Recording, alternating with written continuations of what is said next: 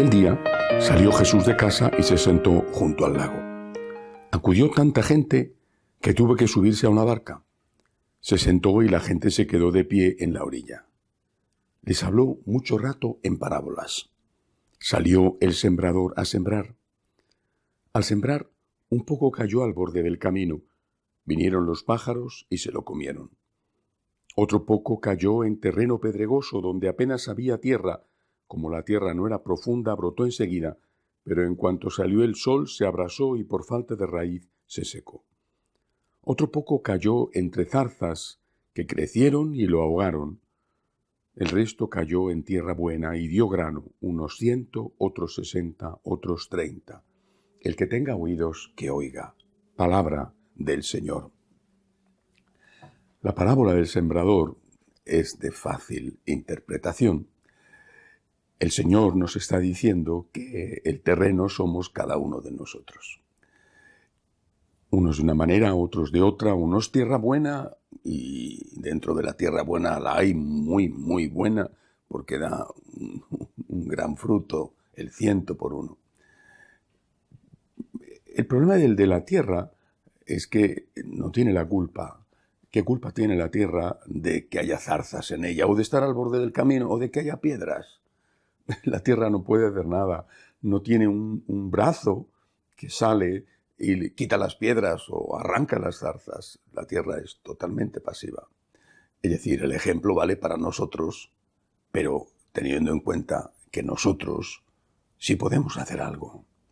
Nosotros sí podemos trabajar para que nuestra tierra sea mejor.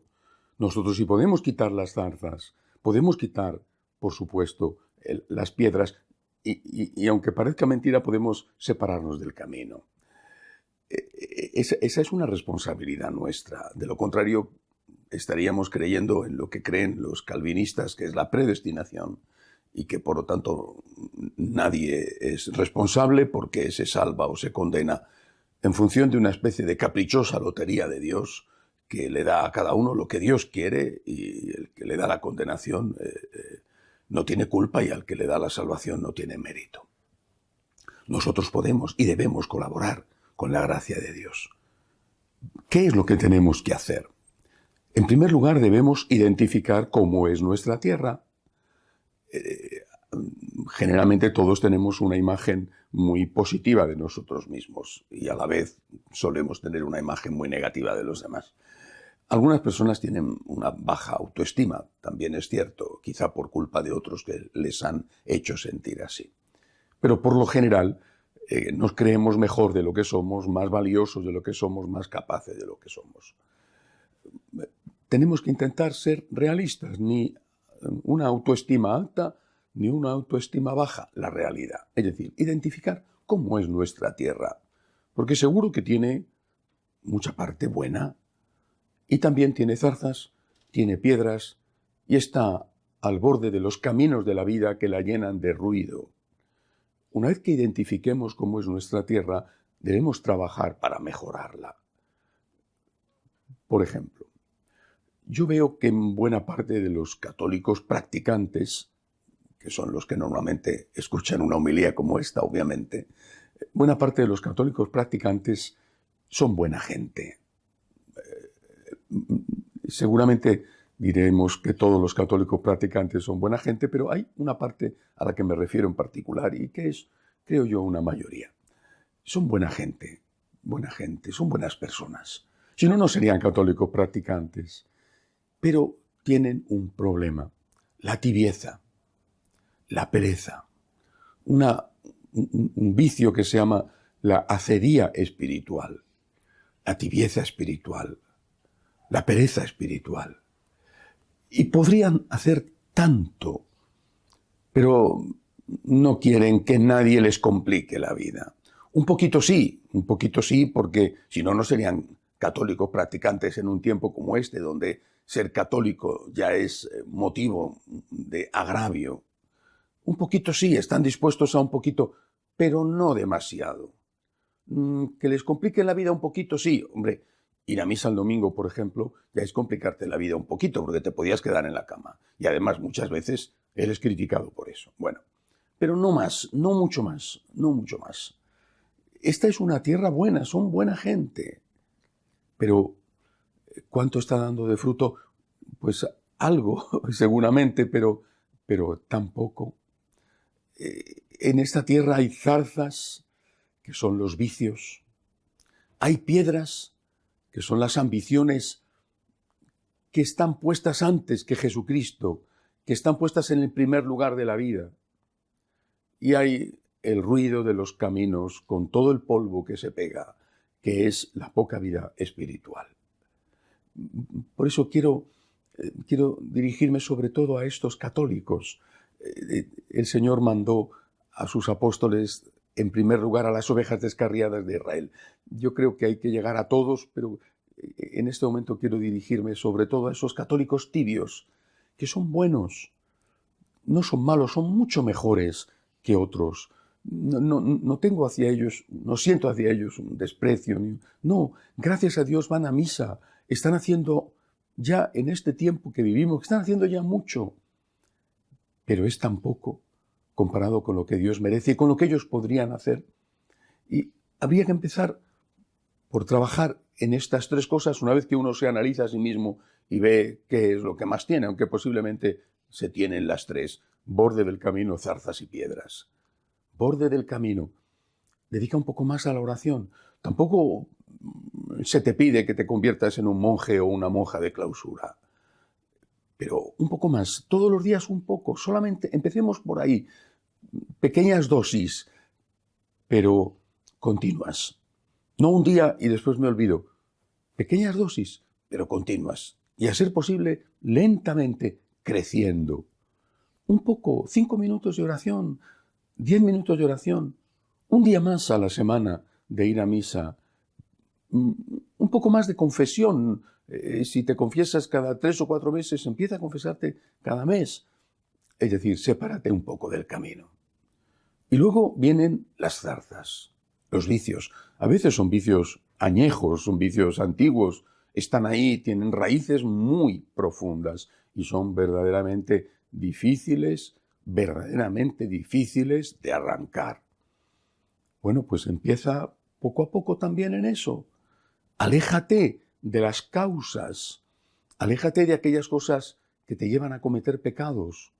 Vete fortaleciendo tu voluntad con otras cosas, vete trabajando con las virtudes que sean contrarias a esos vicios. Pienso, por ejemplo, en el vicio de la lujuria, en las personas que están en las garras terribles, opresoras de la pornografía, o en esas personas que no han sabido controlar su propio cuerpo y buscan placer en él, o esas personas ya más difícilmente católicos practicantes que tienen malos hábitos con otras, prostitución, por ejemplo. Empieza poco a poco, pero corta aquello que sea más grave. Empieza poco a poco a favorecer las virtudes y la fuerza de voluntad que te llevará a cortar con eso. Pero lo que sea más grave, córtalo inmediatamente, porque eso está destrozando tu alma y probablemente también arruinando tu salud y tu familia. Las piedras. ¿Qué son las piedras sino las ambiciones?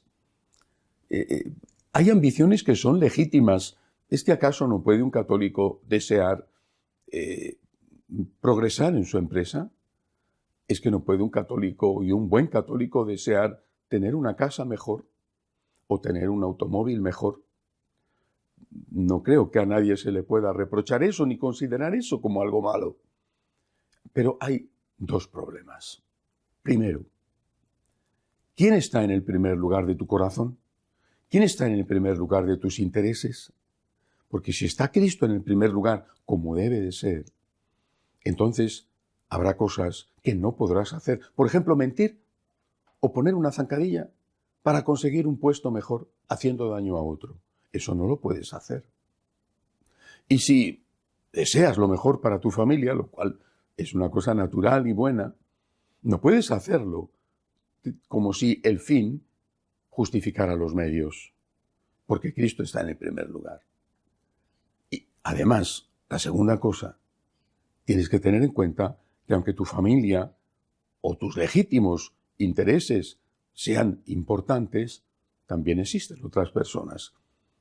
Hay de esos católicos practicantes que incluso hasta, en algún caso, pueden ser piadosos y que sin embargo no son generosos con los pobres, no dan limosna, no tienen en cuenta que hay otros que con culpa o sin culpa están pasándolo muy mal.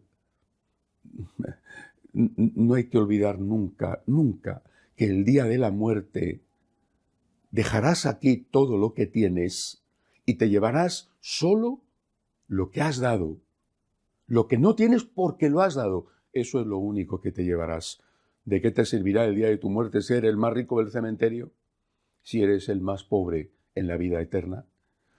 Por eso, para estos católicos que son tantos y que son buenas personas, que son buenos católicos, en el sentido de que van a misa, o van a misa de vez en cuando al menos, para estas personas vale especialmente hoy esta parábola. El Señor te ama, el Señor quiere ayudarte, el Señor es el jardinero que quiere colaborar contigo para mejorar tu tierra.